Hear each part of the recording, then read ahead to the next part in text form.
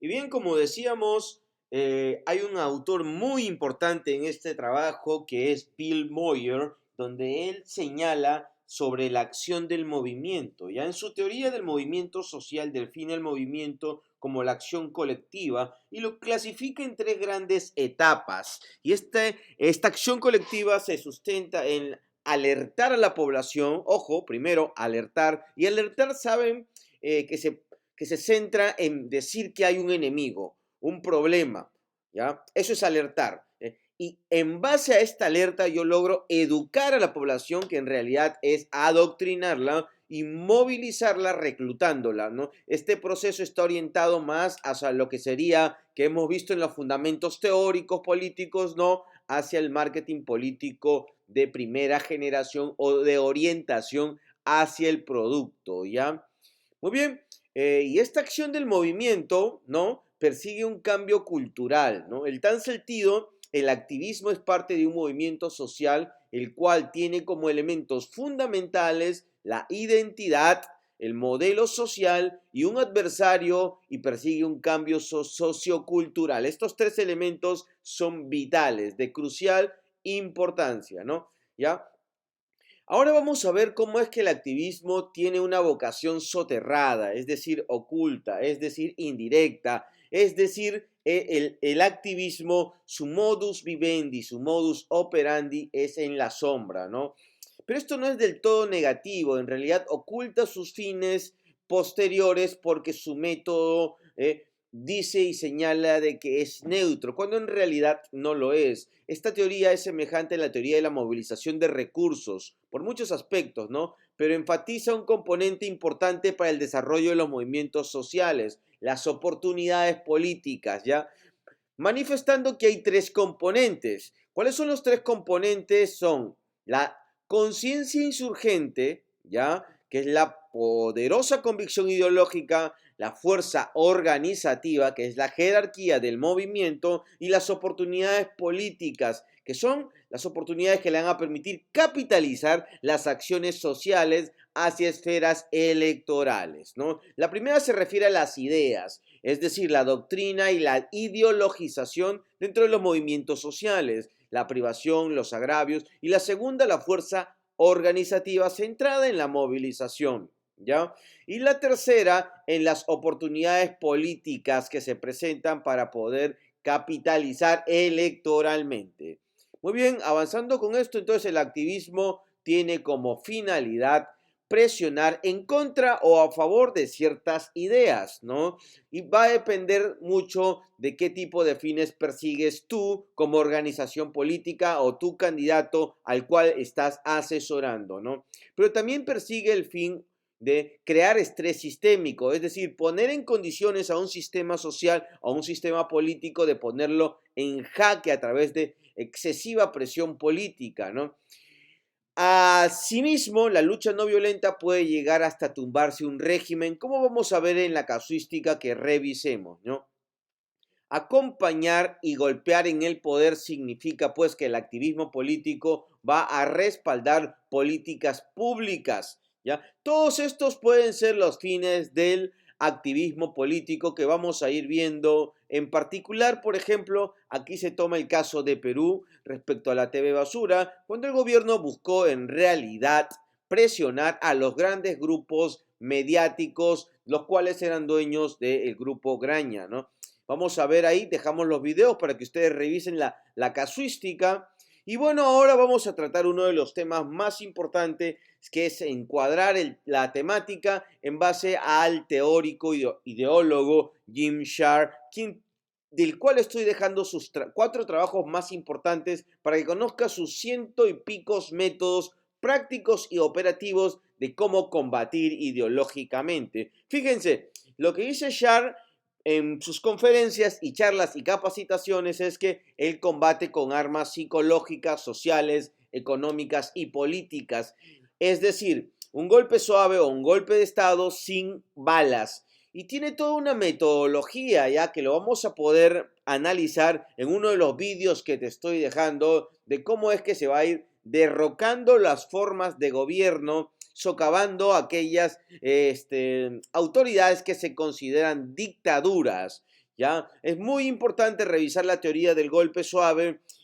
Por ejemplo, Hugo Chávez habló de también habló Rafael Correa y algunos presidentes y expresidentes latinoamericanos han hablado ya sobre el golpe suave, pero el golpe suave proviene de una teoría que ya se había en la década de los 80 divulgado a través del ex agente del KGB Yuri Bezmenov, quien señala que a través de las 4 fases de la subversión ideológica, pues sustentaba de que solamente el 15% de las operaciones se dedicaba al espionaje político en la KGB y el 85%, es decir, el gran esfuerzo del KGB estaba centrado en la guerra psicológica con este elemento de la subversión ideológica que planteaba o sugería transformar la mentalidad de toda una generación de la sociedad para así poder tener control cultural. Estas tenía 4 etapas importantes: la desmoralización, educar a una generación entera en base a la ideología marxista. 2, la desestabilización, esto es, utilizar a esta generación para que realice actos de sabotaje, desobediencia civil, hasta tal punto de que genere un estrés sistémico para poder debilitar militar económicamente a una nación, en este caso la americana. Y por último, toda esta desestabilización va a generar una crisis ante la cual va a asumir una nueva forma de gobierno que se llama la etapa de la normalización. Entonces, comenzamos a entender que esta metodología, la actual, la del golpe suave de Inshar, proviene ya de métodos antiguos actualizados o vueltos contemporáneos, ¿sí? Te estoy dejando el vídeo donde se encuentran las etapas de Yuri Bezmenov para que tú puedas verlo y los vídeos de los casos también de Venezuela, de Rafael Correa en Ecuador, etcétera, etcétera, ¿no? Y aquí asimismo te resugiero que mires esta película, How to Start a Revolution, en el que muestran al activismo tal cual nosotros estamos aquí capacitándolos como una herramienta para la revolución, ¿ya? Vamos avanzando.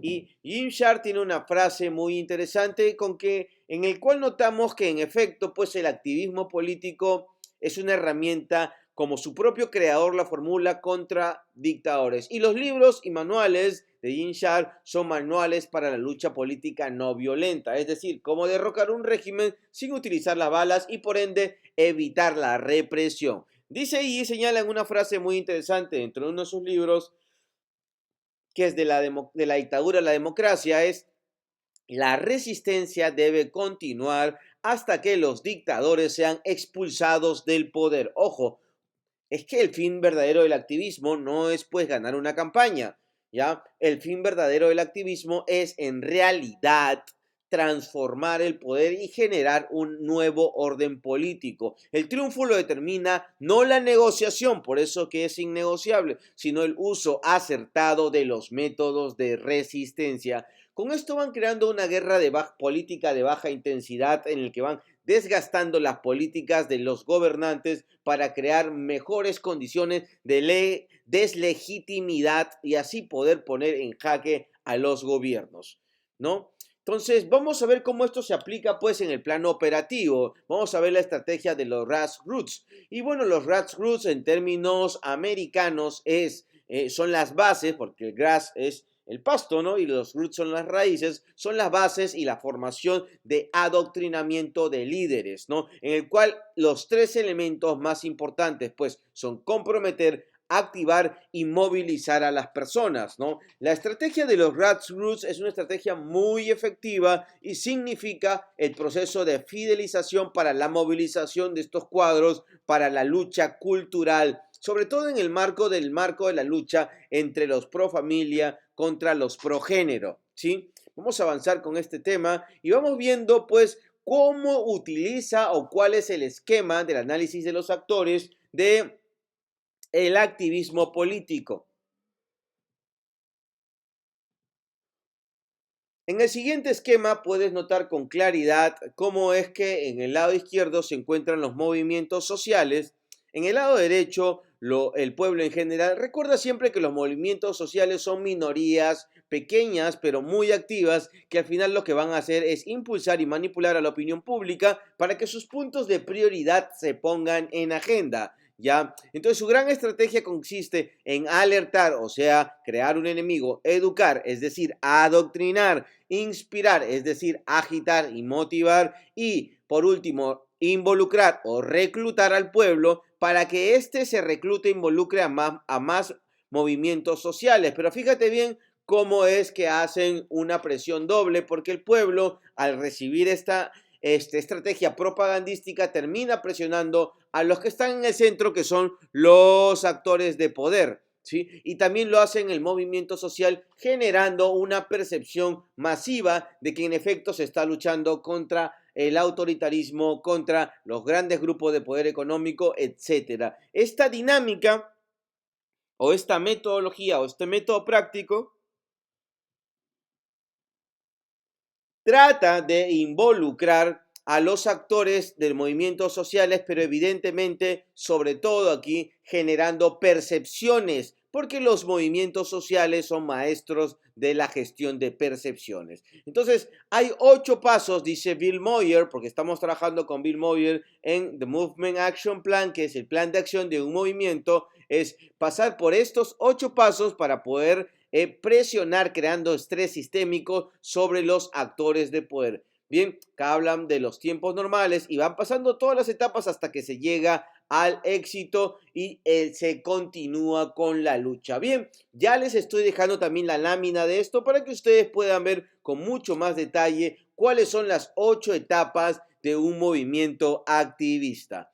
Entonces, en esta etapa, tú puedes ver que el proceso de adoctrinamiento, fíjense en la lámina, el proceso de adoctrinamiento tiene el cuadrante de resultados. ¿Y qué es el cuadrante de resultados? Es lo siguiente. Tú trabajas sobre 2 ejes. El eje doctrina. ¿Y qué es el eje doctrina? Es el grado de adoctrinamiento que tú tienes sobre tu grupo o target objetivo. Y el eje de acción. ¿Y qué es el eje de acción? Es el eje en el cual tú trabajas la movilización de tus bases. Entonces, se dice que va a haber en este cuadrante adoctrinados activos, que normalmente son el 10% y es el ideal. ¿Qué significa esto? Que las personas terminan completamente adoctrinadas y fanatizadas, pero a su vez movilizables. Aquí, por ejemplo, tienes al adoctrinado pasivo, es decir, que se convence de la idea que le das, pero no se mueve. Fíjense, tienes una acción sin doctrina, que quiere decir que más impulsa por temas sociales o amicales, que también es muy importante para la lucha o la acción estrictamente política. Y tienes un porcentaje también que es pues de el 40% que ni tienen grado de movilización ni tienen grado doctrinario y que prácticamente es un pierde para tu trabajo. Pero este grado de aquí, que son el 60%, es muy importante porque va a combinar tu doctrina o proceso de ideologización con la capacidad de movilización de un movimiento. Fíjense entonces cómo genero yo o preparo a un equipo para que tenga estas capacidades a través de una escuela de activismo que fundamentalmente desarrolle 4 módulos. El primero de ellos es la doctrina. La doctrina tú vas a trabajar dependiendo de los objetivos de tu partido, temas por ejemplo de familia, temas por ejemplo de medio ambiente, temas por ejemplo en materia de uso de armas, ya dependiendo de cuál es la dinámica y cuál es la posición ideológica de la organización política que tú posees, ¿no? Otro elemento importante dentro de las escuelas de formación activista es la preparación en materia de oratoria política. ¿Por qué razón es importante que un activista maneje la oratoria política? Es porque es crucial que éste comunique, influencie y agite a las masas. Después se le enseña a hacer activismo de base, es decir, que aprende a organizar sus equipos y a formar otras células para que pueda ir creciendo la organización y así tengan autonomía cada una de las células y actúen de manera en conjunta y organizada. Otro de los elementos o insumos vitales es el ciberactivismo, sobre todo muy en boga ahora, en el cual van a sincronizarse desde diversos espacios geográficos, trabajando desde las plataformas digitales, creando trending topics en Twitter, creando tendencias y compartidas en grandes números en Facebook. Y esta escuela lo que genera es la capacidad y la potencia operativa, pero también la unidad en materia ideológica del movimiento activista, ¿sí? Entonces, normalmente pasa el movimiento activista por 8 etapas, que es la que estábamos diciendo. En la etapa inicial es pues la etapa en la cual los tiempos están sin ninguna dificultad, ¿no? Pero va generándose una percepción de falla dentro del sistema y aquí hay un desencadenador de la crisis y aquí despega. Pero ¿cuándo despega? Cuando existe un actor que se llama el actor rebelde, quien se encarga de hacer un acto que a través de violencia o desatar alguna actividad que permita estallar o volver viral algo, y después el actor agresivo sale de escena y entra el actor, fíjense esta línea, entra el actor de tipo ciudadano, y después entra el actor agente de cambio con un proyecto de ley, un proyecto de presupuesto, porque en realidad lo que tú tienes que ver es que cada actor político, cada rol dentro del activismo político cumple un rol. Fíjate que, por ejemplo, siempre está en un perfil aparentemente bajo permanentemente. Este de acá es el agente de cambio, el capacitador, es el que capacita a los cuadros para poder adoctrinarlos. El que sale a la luz es el actor rebelde. Este es el que hace despegar el conflicto, este de acá. Después de que hace despegar el conflicto, se retira y el que da la imagen es el ciudadano, ¿sí?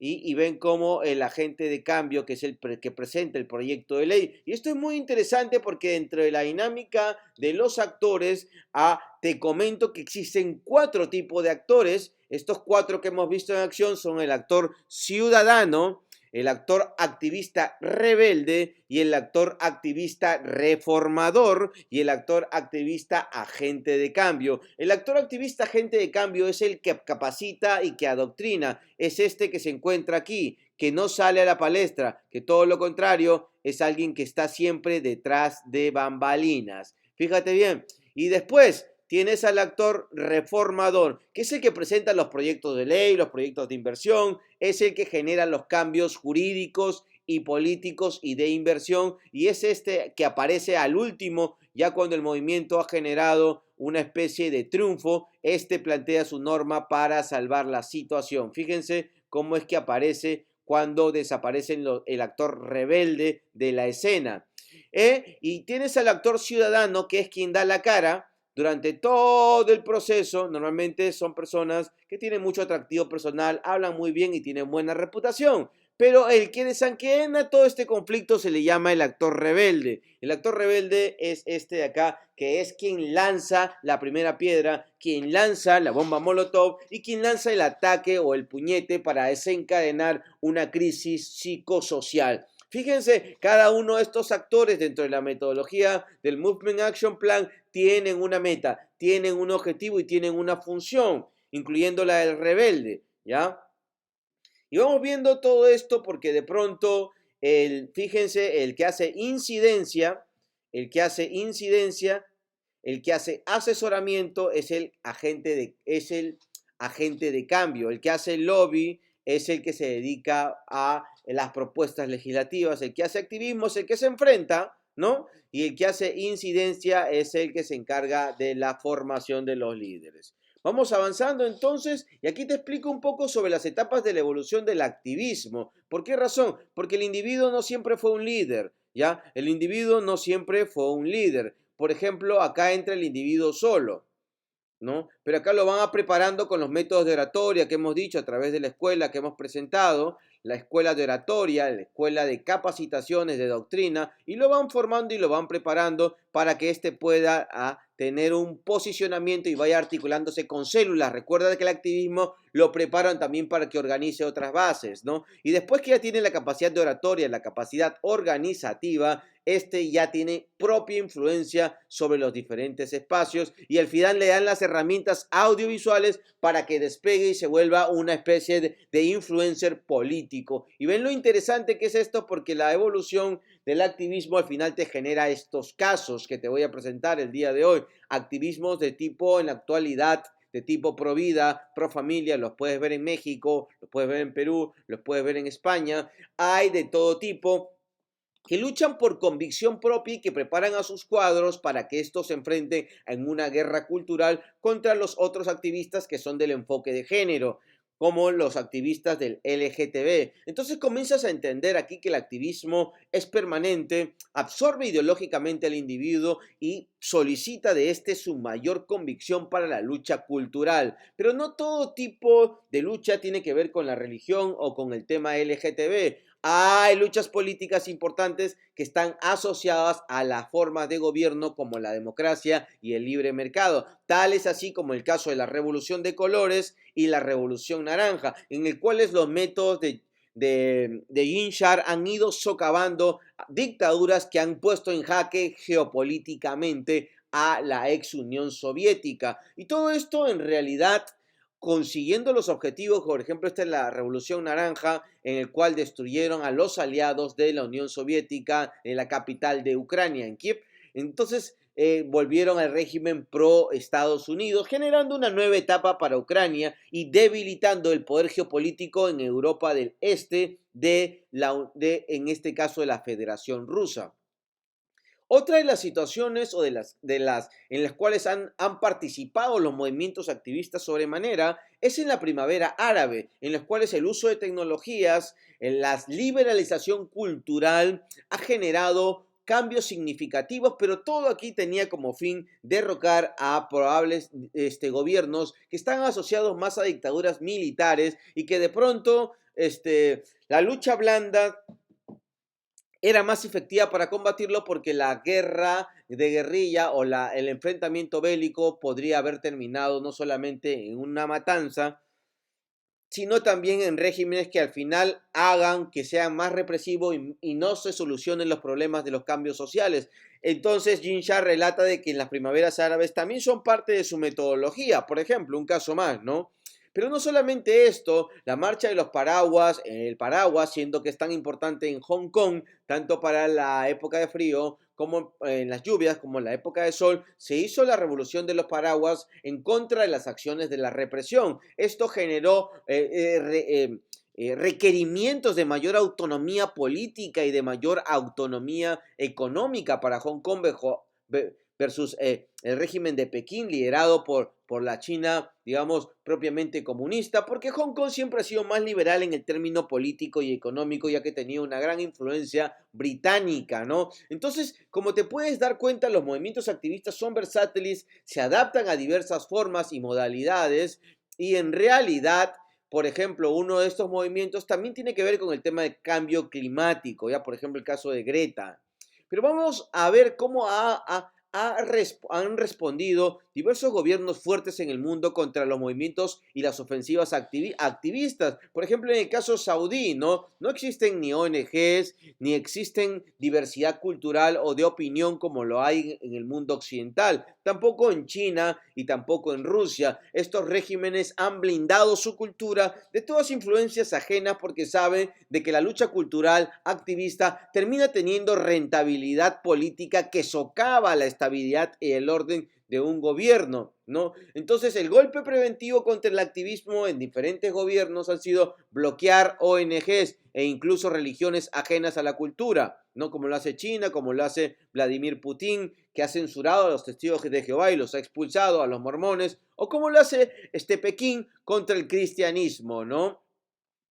Entonces, estas ideas que pueden ser contra la hegemonía cultural, ¿no? Contra la hegemonía cultural son bloqueadas, pero no solamente bloqueadas desde el punto de vista de las ONGs, del término legal o cultural, o también desde el punto de vista de la información, sino sobre todo se han creado proyectos tecnológicos como por ejemplo el escudo dorado chino, que censura y vigila mediante el Internet, ¿no? O el proyecto SORM que controla todo el ciberespacio ruso, porque creen que estos espacios no tienen pues WhatsApp ni Facebook y no son las redes más poderosas si es que existen, ¿no? Porque ellos controlan a través de estas herramientas tecnológicas la propia información de su población, ¿no? Entonces estos movimientos activistas han creado también sus propias respuestas y se generan movimientos activistas pro-chino, pro-rusos, pro-saudíes, ¿no? Y han creado estas ofensivas para intentar neutralizar a los movimientos activistas, pues, ¿no? Entonces, vamos dejando una tarea en la cual ustedes puedan crear su propio movimiento activista que les sirva de apoyo, tomando en cuenta los siguientes principios. El movimiento activista no trabaja poniéndose un polo, no trabaja poniéndose de pronto algo publicitario del partido. No, el movimiento activista, todo lo contrario, trabaja sobre la idiosincrasia o sobre la idea dentro de la neutralidad y un espacio social con reivindicaciones de causas justas. Entonces te pido que por favor detectes una necesidad, una emoción o un miedo social para que tú lo explotes seleccionando un nicho específico vulnerable, jóvenes, mujeres, comunidades y lo más vulnerable a tu mensaje posible. ¿Qué tipo de imagen usarías? Tienes que decirme qué color, qué consigna vas a utilizar, ¿ya? Por ejemplo, vida sí, oro no, ¿no? Haciendo referencia de que el agua es la vida, ¿no?